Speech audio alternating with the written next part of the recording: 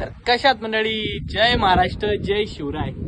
तर एका भावाने प्रश्न विचारला होता की भावा तुम्ही 6-6 महिने शिपवरती राहता, तर तुम्ही पाणी पिता कुठलं?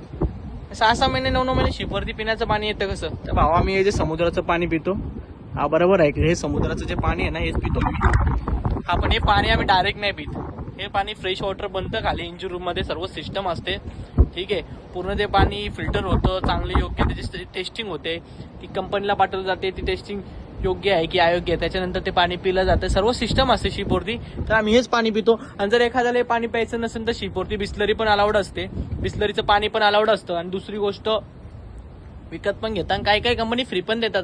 महिन्याला 50 लिटर पाणी फ्री देते, 4-4 केस फ्री देतात. आणि काही काही विकत पण, समजा तुम्हाला जास्तच पाहिजे तर विकत पण घेऊ शकता तुम्ही.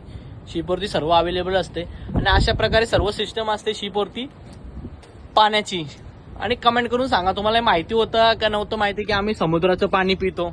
तुर्तास टाटा.